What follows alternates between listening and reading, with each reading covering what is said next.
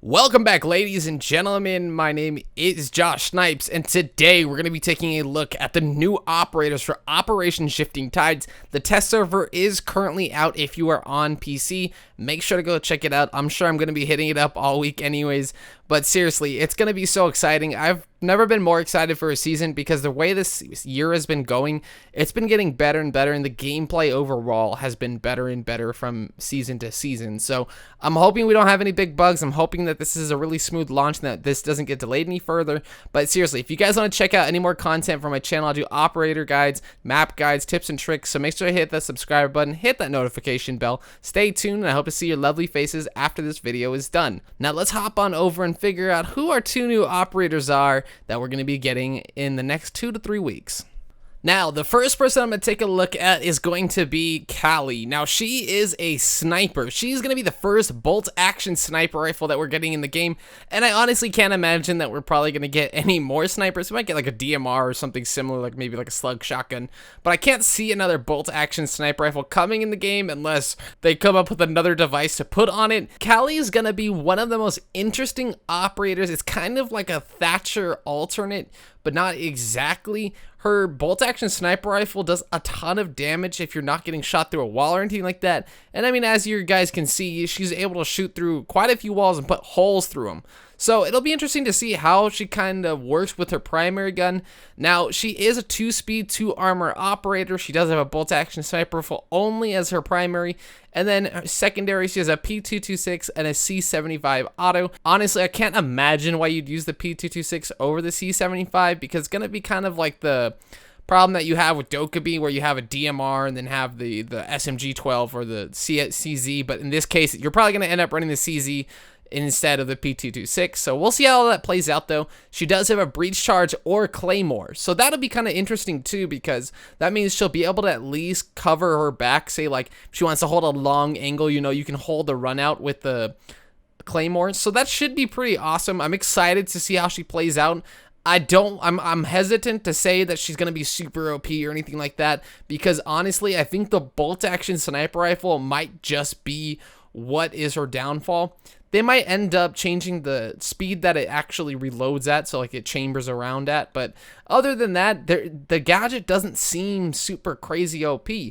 It's basically an underbarrel attachment, so think of sort of like, I want to say buck, but I mean really even, that's not really super comparable, but it's an underbarrel attachment to the bolt-action sniper rifle that allows it to sort of just, you switch to it really quickly, it attaches to either deployable shields, reinforcements, castle barricades, soft barricades, but the only thing is, you'll see with all the soft walls and barricades and deployable shield, all that kind of stuff that can normally get blown open by soft breachers like Ash and Zofia, it can do the same thing, but with reinforcements, it sort of acts like if you have, say, a bandit or anything like that on the wall, it'll actually get rid of the bandit. So this is a pretty good counter to bandit, but it doesn't put a hole in the reinforcement. As I keep mentioning, anything that a soft breacher can get, she can also get. Some maestro cams, barbed wire, deployable shields, castle barricades, soft walls, anything like that she can put a hole in. So it should be interesting to see how that all plays out, especially with if she puts it on a reinforcement, it doesn't actually put a hole in the reinforcement, but it'll get rid of anything that's on the other side. So if you have an ADS, or if you have a bandit barbed wire or mute or anything like that, or even a Kaid electroclaw, it'll actually get rid of it. It's sort of like an explosion on the other side. I'm not too sure if it does a lot of damage if you're standing right next to the wall, so we should not be too worried about that. Now, really quickly, I just want to go over the gadgets that counter hers. Now, obviously, Mira, you can't get that off a wall. Jaeger's ADS and Wamai's magnet will both get her device. I mean, it's part of the throwable thing, so honestly, not really surprised there. If you do stick it on a wall, you can actually shoot it from the side that you stuck it on, so maybe you can impact trick it. I feel like that's going to have some potential in the future as soon as people sort of figure out, readjust how they hold down sights, because honestly, I can think of a couple maps, Villa being one of them. You can impact trick a lot of walls already that you can put hard breaches on, so I wouldn't be too surprised to see that be really, really useful. But I imagine if you put it maybe on the bottom of a reinforcement or something like that, you could sort of counter any sort of impact tricking that might actually happen.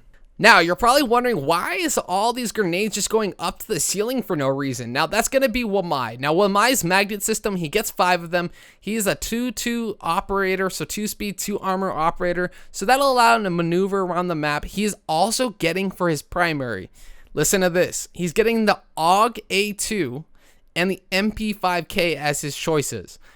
The AUG A2 doesn't have the ACOG like IQ does, but it's still one heck of a gun, and I'm excited to see how it ends up getting used, because honestly, I feel like between him and Jaeger, you're going to have a lot of firepower now here on defense, so you got to watch out for this roaming Wamai that might actually end up being a really good idea to have on a flex. Now, I believe that he gets his gadgets over time. He doesn't just get them all at once, and he can also get pretty much any throwable. So think of anything that Jaeger's ADS can eat, plus Capital's Bolt and Gridlock's device also both get eaten by it. So that's a lot of gadgets that can get taken by it. And I mean, you're seeing now that all the magnet devices are actually have a huge radius, which I would imagine might get a little bit smaller when it actually comes out onto the live servers. But for now in the TS, I believe it's somewhere between 5 to 10 meters, which is honestly, I mean, look at that. That's a long radius for you to be able to shoot anything through. So I'm excited to see how this all works out. This should be pretty interesting to see. I would imagine that it's going to be a game changer, especially once you see it get used in Pro League. Other than that, his secondary is he has a Keratos, so that's going to be the pistol that you see on Maestro and Alibi, as well as the P12. So honestly, pretty good options in terms of defense and like what he can bring to the table. Now, his gadget is going to be barbed wire and deployable shield. So that'll be interesting. We did lose the deployable shield on Jaeger, so it's interesting that they ended up giving it to him.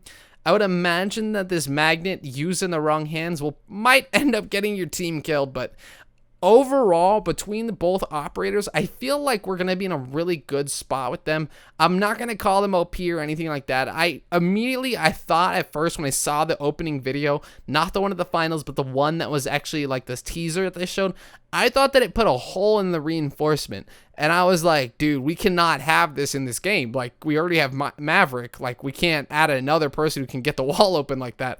And as soon as I realized what it was, especially once I saw the actual video at the finals, I was like, okay, that makes sense. We have Thatcher. There's nothing, people were complaining that you can't counter her, but you can't counter Thatcher either. And that's actually what one of the devs was saying about her, was that it kind of is like a Thatcher alternative. And I think that overall, that's where this game needs to head, is give alternates to people who are already in the game, and as long as they don't do the exact same job, like Wamai isn't the exact same operator as Jaeger. It's a great alternate to have, especially if Jaeger for whatever reason ends up getting banned. But I mean, you think Thatcher gets banned a lot, especially more so in pro play. So if you have an option to really have someone else that can do almost the same thing, it's a really good option. So I'm excited to see where these all go. We also got Theme Park, which is the map they're playing on in this video. So if you're interested in Theme Park, I think this map look way better, and I mean way better than it used to. The lighting on it is honestly what does it for me, because the lighting on the old map was way too dark, but now it seems like they've really adjusted how this map is played. I believe that they've actually made it smaller too.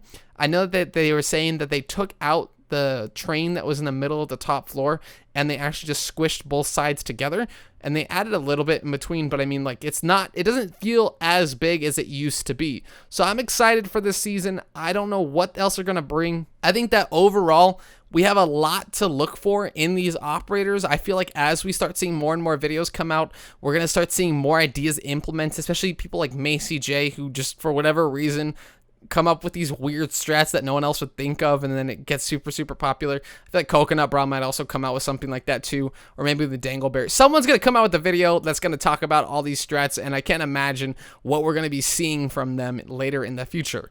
Also, we're going to be getting a Capital Elite, as well as some other patch notes that were released. I believe that the rappel is going to make it so if you're rappelling up to the roof, say if you're upside down or anything like that, it's not going to automatically just put you on the roof. You're going to have to use sort of that vault mechanic that you use when you have to enter the rappel to exit it also. So that should be interesting. I would imagine that's going to make upside down rappelling a lot stronger.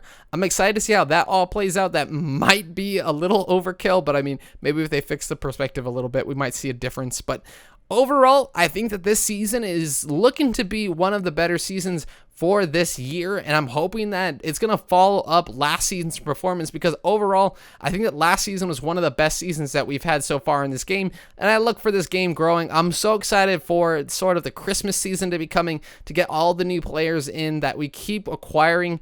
And if you guys like this video, make sure you hit that like button, and thank you guys so much for watching. I want to hear your opinions, hear your tips, hear your thoughts on these new operators. Tell me what you think about the new season. I'm going to leave a link to the patch notes down in the description in case you want to read the actual patch notes. I was trying to just focus my thoughts on these operators and some of the new stuff that's coming out. But anyways, guys, that's going to wrap things up for today. Thank you so much for watching. I love you all, and I'll see you in the next video. This is going to be Josh Snipes signing off.